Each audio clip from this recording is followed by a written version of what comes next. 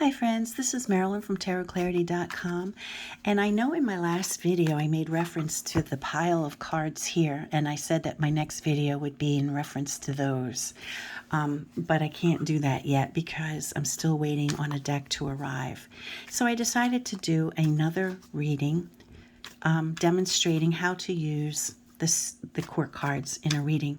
Now the last video I didn't show how to do a reading. I just described how I approach the court cards, and how I think of the court cards when they appear in a reading. But I decided that, it's probably best to do a demonstration reading, and hopefully we will have court cards pop up in this spread. I can't control if they don't, but hopefully they will. And if they don't, that could also be a validation of part of the question. Now the question, which I focused on as I handled and mixed the cards prior to beginning this video, was on a client who has come to me, and this is all fictitious, and the in my intent while handling and mixing the cards, it is my intent that this is for demonstration purposes only, and that I'm not tuning into or connecting with any human being. Right? This is just strictly for purposes of demonstration. But the client has come, this fictitious client has come to me, and she feels like there's been something going on in her workplace where she feels as though she's starting to get paranoid, or she's starting to pick up vibes that there's some kind of either gossiping going on about her or some kind of pettiness. She doesn't feel as though it's of a positive nature. She feels as though there's something that's going on to her detriment, and she's hoping to get a promotion, and she's fearful that this gossip or malignment will interfere or jeopardize her chances of promotion. So I already did connect that question to the cards, but I decided, with the intent that I would shuffle a few more times in the videos to verify that I'm not,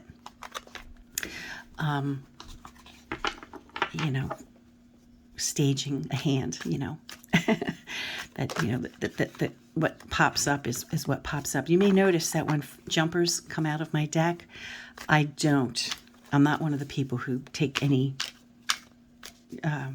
notion. I don't pay any attention to them. I just put them back in and shuffle. If they're meant to pop up, they will, and I don't leave it to, I'm not one of the people who does that. A lot of people do, and that's fine. As long as you're consistent with, what you do, that's your business. Okay.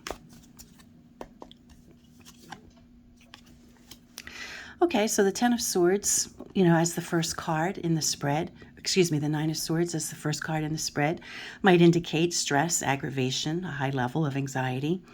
The Nine of Swords can mean multiple things, but in the context of a question where she's already feeling a certain amount of anguish, that would validate it, right? That would validate her feeling. The second card is a King of Swords. He's a gentleman in a position of authority.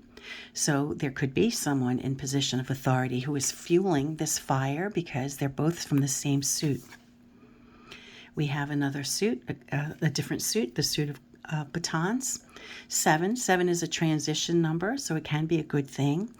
The suit of batons I identify as any social kind of environment, whether it's a club or athletics, or it could be the workplace. It can also be creative energy. I interpret the cards as they relate to the question, right? So here I would interpret this as the workplace. So we have some validation that there is perhaps a gentleman involved, maybe the boss himself or a person of high rank who may be in the middle of this complicating issue. And my intent was to lay a few more cards. So we have another 4 of Swords. We have a card that I interpret as, deception. there could be something going on that you're not aware of that's validated, and it falls underneath the King of Swords. So he may, in fact, have something to do with it. And another barrier card that falls under the 7, right? Another card. So yeah, there looks like there are a lot of tensions, right? Now the 4 is a better number than the 9 regarding that. So maybe tensions will be released at some point. Things might improve, right?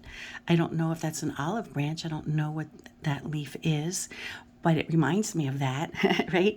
So, the 4 is, better than the tensions of the 9. And the 6 here is a little bit better than the blockade established by the 7.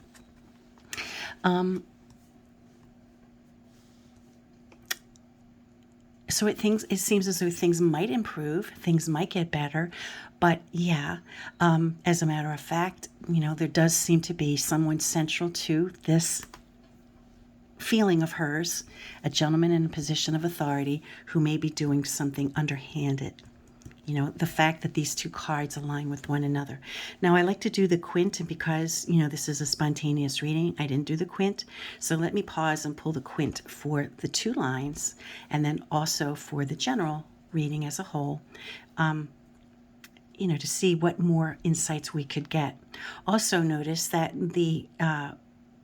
all the suits present are what, are like phallic suits, right? So they're the swords, and they're the batons. So there's a lot of male energy. So even if there had not been a male card here, like a king card, I would say, it's a person of the male gender who is, at the root of all this, because we have all these cards that I associate with male energy. When people ask me, how did you learn? It was just years and decades of just picking up any books that were made available to me, first in the 70s and the 80s and then the 90s. And then when the internet came, just, looking stuff up online and then buying other books, right?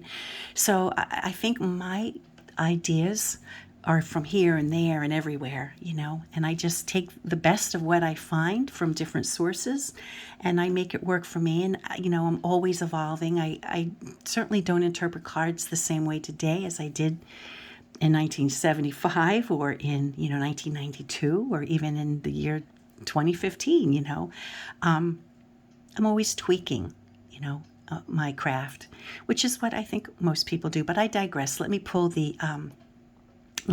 what the quint numbers would be. So here, to show you how I do it, we have the 9. I don't count quarts. And we have a 7. So 9 and 7 is 16. So we know that's the Tower. So that is a destructive energy. So we'll put that there. But I'll come back with that. And then we have a 4. And we have the 1 of Il Bagato. So we have 5, and then we have 6, which would give us 11, which would be fortitude. So let me pull those 2 cards.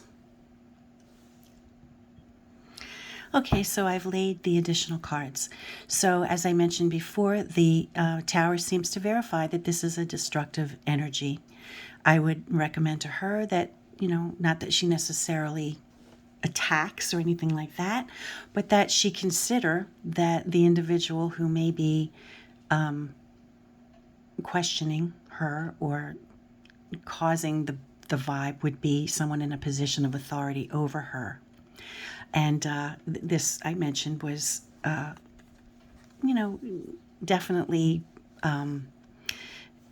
verified by the what we would normally call the trickster, or someone who's a little bit of a con.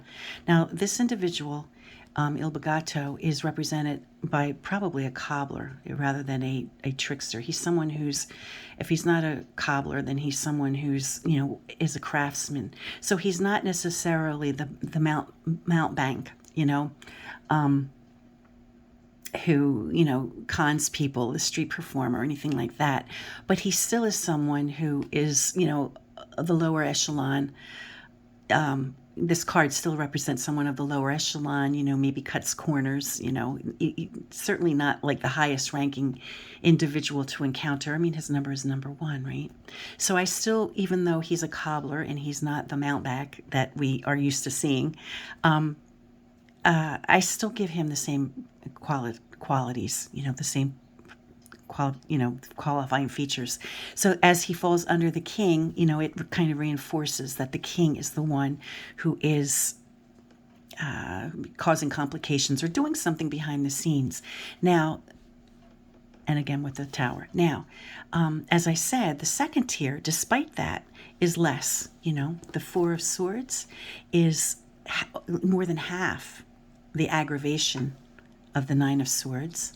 And although the 6 of Batons is not that much different than the 7, it's still better. It's still an improvement if we're talking about blockages and if we're talking about aggravation. And then the last card, if we look at this spread here, is Fortitude, which suggests she will overcome it. These cards verify that it becomes less, maybe as he understands more. And through her sheer will or fortitude, or, this would be an extremely important time to remain dignified and make sure she herself doesn't cut any corners, right? Don't do anything that might be seen as something to criticize you for, right? Sometimes tarot cards do double duty. It might not only just be addressing this guy's intention or what he's doing, but it can also be something for her to remember, right? Don't do anything that could be looked at as suspicious, or just maintain your dignity, maintain your determination, and you will overcome it. Now, the overall card, the quintessential, when we combine both of these cards, which in essence it speaks to both of these rows, we get the Hermit. And the Hermit is someone who is solitary, knows who he is, knows what he's about. He may be a wanderer, somebody who wanders, maybe goes from here to there. She may consider leaving the job. It may be something she decides to do. She may just leave. But I think, if she wants to remain in that place, to keep to herself, don't engage in any office politics, just be a beacon of sanity and continue to maintain your integrity and know who you are and what you are about. And that would be the advice I would give to her. If she wanted to leave, I would say, well, that might not be such a bad idea, but I do think if you stayed, you would overcome and you would be able to, overcome this influence, and to the extent that